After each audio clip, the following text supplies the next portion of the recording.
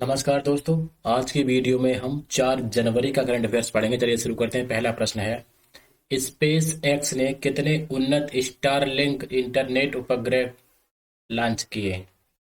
तो उनकी संख्या है 54। स्पेस एक्स ने अपने फाल्कन 9 लॉन्च वाहन पर 54 स्टारलिंक उपग्रह लॉन्च किए हैं। स्पेस एक्स ने इन उपग्रहों को फ्लोरिडा के कैप केनावेरल स्पेस फोर्स स्टेशन के स्पेस लॉन्च कॉम्प्लेक्स 40 या कहें एसएलसी 40 से लॉन्च किया है। इन उपग्रहों को पृथ्वी की निचली कक्षा में तैनात किया जाएगा। उपग्रह कंपनी को ग्राहकों को इंटरनेट सेवा से जोड़ने में सक्षम बनाएंगे। चलिए बात करते हैं स्पेस एक्स की। तो स्पेस एक्स की स्थापना 14 मार्च 2002 को हुई थी। इसका मुख्यालय कैलिफोर्निया, अमेरिका में है। इसके फाउंडर कौन थे? Elon Musk. और सीईओ कौन है? Elon Musk. अगला प्रश्न देखते हैं। ढाका लिट फेस्ट साहित्यिक उत्सव कहाँ आयोजित किया जाएगा? तो ये किया जाएगा बांग्लादेश में। ढाका लिट फेस्टिवल बांग्लादेश का वार्षिक साहित्यिक उत्सव है, जिसकी शुरुआत सन 2011 में की गई थी। इस साल 2023 में इसका 10वां संस्करण जो है वो आयोजित किया जाएगा, जो 5 जनवरी से 8 जनवरी तक किया जाएगा। बात करते हैं बांग्लादेश की। तो राजधानी है ढाका। प्रधानमंत्री शेख हसीना, राष्ट्रपति अब्दुल हमीद। किस देश ने हाल ही में यूरो को अपनी ऑफिशियल करेंसी के रूप में अपना लिया है? Very very important question. तो किसने अपनाया है? क्रोएशिया। क्रोएशिया ने यूरोपियन यूनियन की सामान्य मुद्रा यूरो को अपनाया और शेंगेन क्षेत्र में शामिल हो गया है। यूरोपिया ने यूरोपीय संघ की सामान्य मुद्रा यूरो को अपनाया और 1 जनवरी 2023 को यूरोप के वीजा मुक्त यात्रा क्षेत्र शेंगेन क्षेत्र में शामिल हो गया। क्रोएशिया 2013 में यूरोपीय संघ में शामिल हुआ था। क्रोएशिया बाल्कन प्रायद्वीप के उत्तर पश्चिम भाग में स्थित देश है। इसकी राजधानी कहाँ है? जगरेब। जगरेब राजधानी है। मुद्रा क्या है? यूरो। क्रोएशिया के प्रधानमंत्री कौन है? आंद्रेज प्लेनकोविक और राष्ट्रपति जोरान मिलनोविक। ये प्रश्न बहुत इंपॉर्टेंट है। आगामी परीक्षाओं में इसके आने की संभावना 100% रहेगी। बारबरा वाल्टर्स, जिनका हाल ही में देहांत हो गया, कौन थी? तो वे कौन थी? एक मशहूर टीवी एंकर थी, टेलीविजन एंकर। अमेरिकी टेलीविजन की वरिष्ठ एंकर बारबरा वाल्टर्स का निधन हो गया। वे 93 साल की थी। तो 93 साल की उम्र में इनका निधन हो गया। काफी चर्चित रहती थी ये। अब बात करते हैं अमेरिका की। तो राजधानी वाशिंगटन डीसी, राष्ट्रपति Joe Biden, vice president Kamala Harris. Bharat सरकार ने अंतर्राष्ट्रीय बाजरा वर्ष 2023 के शुभारंभ पर किस दिवस के एक हिस्से के तहत बाजरे के व्यंजनों को परोसा जाएगा? बहुत इंपॉर्टेंट क्वेश्चन है। आगामी परीक्षाओं में इसके आने की संभावना रहेगी। तो ये व्यंजन कब परोसे जाएंगे? गणतंत्र दिवस समारोह 2023 यानी 26 जनवरी 2023 को। इस साल गणतंत्र दिवस समारोह के एक हिस्से के तहत बाजरे के व्यंजनों को परोसा जाएगा। वर्तमान में 130 से अधिक देशों में बाजरा का उत्पादन किया जाता है। बाजरा को पूरे एशिया और अफ्रीका सहित 50 करोड़ से अधिक लोगों के लिए पारंपरिक भोजन माना जाता है। अगला प्रश्न है, हाल ही में भारत के 78वें ग्रैंड मास्टर कौन बने हैं? तो उनका नाम है कौस्तव चटर्जी। कहाँ के हैं? कोलकाता के हैं। तो कोलकाता के 19 वर्षीय शतरंज खिलाड़ी कौस्तुभ चटर्जी भारत के 78वें ग्रैंड मास्टर बन गए हैं। उन्होंने नई दिल्ली में एमपीएल 59वीं राष्ट्रीय सीनियर शतरंज चैंपियनशिप में जो है ये रिकॉर्ड बनाया है। 19 वर्ष के कौस्तव जीएम मित्रभा गुहा के खिलाफ उन्होंने अपना खेल ड्रॉ किया और 16 वर्षीय आदित्य मित्तल भारत के जो है वो 77वें शतरंज ग्रैंड मास्टर हैं। इस पॉइंट को याद रखिए। 77 में कौन है? आदित्य मित्तल। और 78 में कौन बने हैं? कौस्तव चटर्जी। कोलकाता के रहने वाले कौस्तव जो है वो पश्चिम बंगाल के 10वें ग्रैंड मास्टर बने हैं। पश्चिमी बंगाल के परिप्रेक्ष्य में देखा जाए तो इसका नंबर कितना है? 10वां है। कौस्तव ने अक्टूबर 2021 में बांग्लादेश में शेख रसेल जीएम 2021 में अपना पहला जीएम नॉर्म हासिल किया था। तो 3 पॉइंट हो गए। 77वें ग्रैंड मास्टर कौन है? आदित्य मित्तल। 78 में कौन बने? कौस्तव चटर्जी। और कौस्तव चटर्जी का पश्चिम बंगाल में नंबर कौन सा है? 10वां। 3 क्वेश्चन आपके तैयार हो गए। किस केंद्रीय मंत्रालय ने राष्ट्रीय भू स्थानिक नीति को अधिसूचित किया है? तो ये किया है विज्ञान और प्रौद्योगिकी मंत्रालय ने। यह नीति एक 13 वर्षीय दिशा निर्देश है जिसका उद्देश्य देश के भू स्थानिक डेटा उद्योग को बढ़ावा देना और नागरिक सेवाओं में सुधार के लिए ऐसे डाटा का उपयोग करने के लिए एक नेशनल फ्रेमवर्क तैयार करना है। यह नीति 2030 तक पूरे देश के लिए एक हाई रिजोल्यूशन स्थलाकृतिक सर्वेक्षण और मैपिंग और अधिक सटीकता वाला डिजिटल उन्नयन मॉडल स्थापित करना चाहती है। ये प्रश्न भी इम्पोर्टेंट है। राष्ट्रीय खाद्य सुरक्षा अधिनियम के तहत 2023 में 81 करोड़ से अधिक लाभार्थियों को मुफ्त अनाज उपलब्ध कराने के लिए केंद्र ने कौन सी योजना शुरू की है? तो उस योजना का नाम है एकीकृत खाद्य सुरक्षा योजना।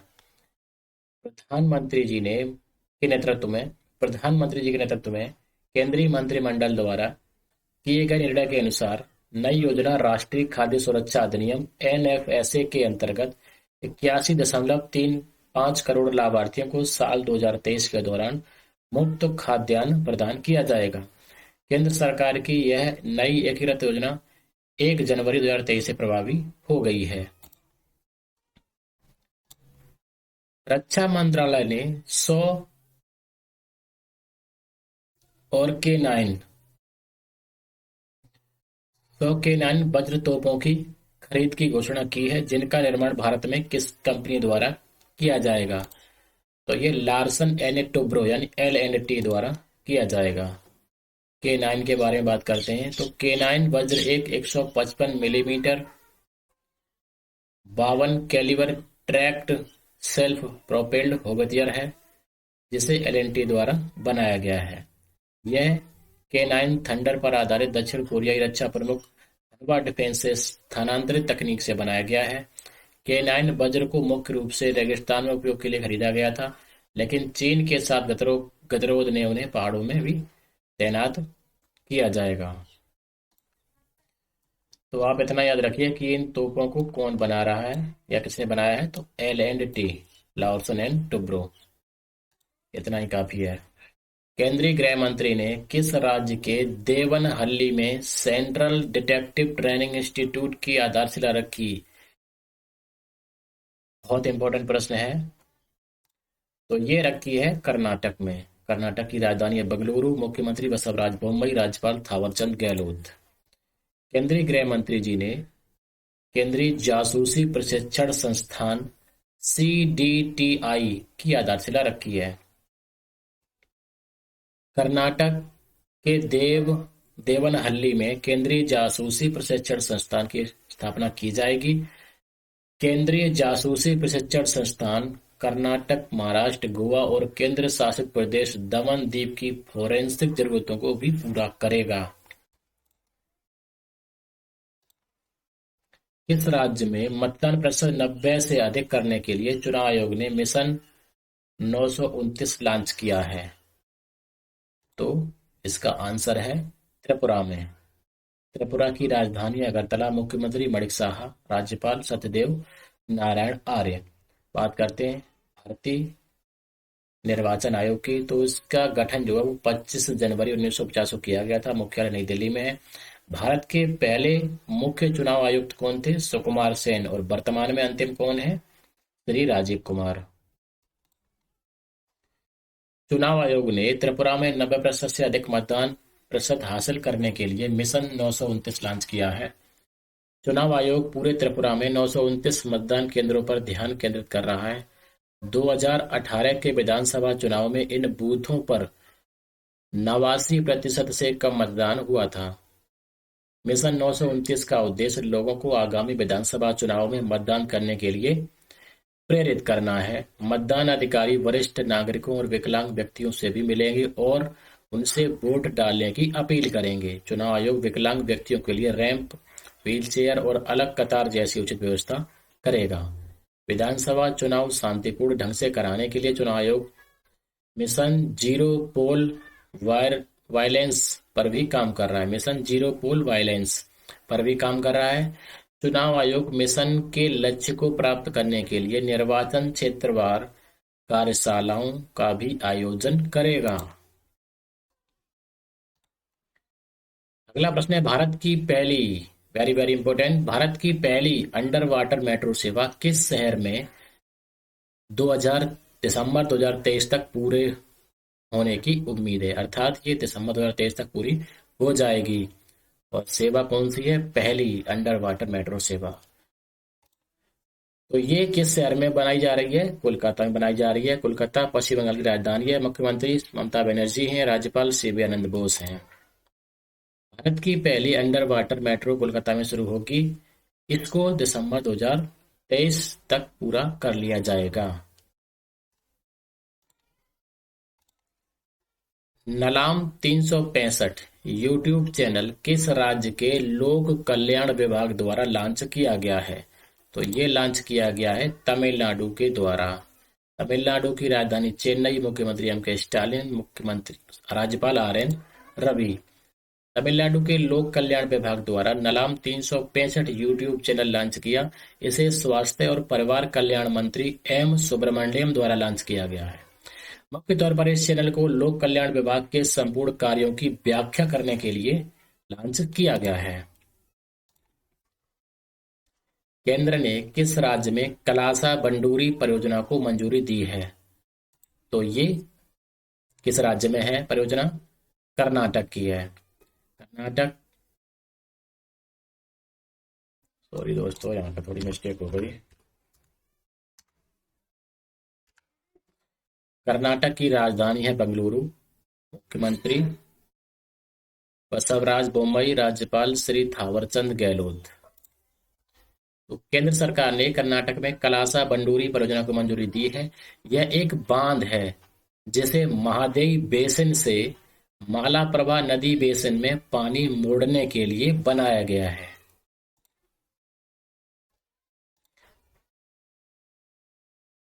भारत की हाथ से बुनी 75 साड़ियों का उत्सव, इसे कहते हैं विरासत, ये कहां पर आयोजित किया गया?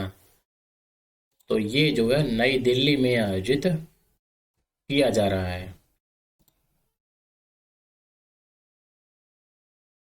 विरासत भारत की हाथ से बुनी 75 साड़ियों का उत्सव साड़ी महोत्सव का दूसरा चरण है, जो 3 जनवरी से 17 जनवरी तक हथकरघा हाट जनपथ नई दिल्ली में आयोजित किया जा रहा है।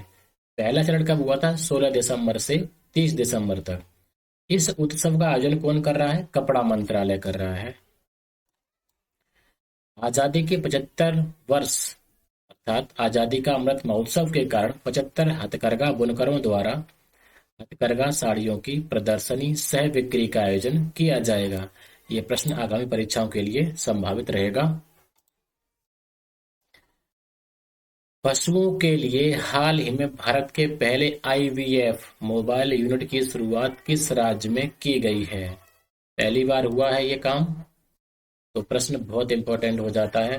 तो इसकी शुरुआत की गई है गुजरात में, राजधानी गांधीनगर। 18 मुख्यमंत्री बने हैं भूपेंद्र भाई पटेल, राज्यपाल आचार्य देवव्रत। केंद्रीय मंत्री पुरुषोत्तम रूपाला ने मोबाइल आईवीएफ लैब का 1 जनवरी 2023 को शुभारंभ किया है।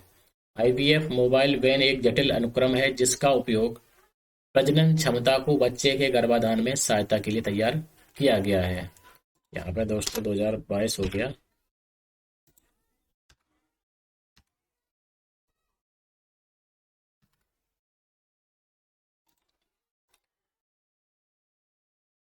अगला प्रश्न देखते हैं।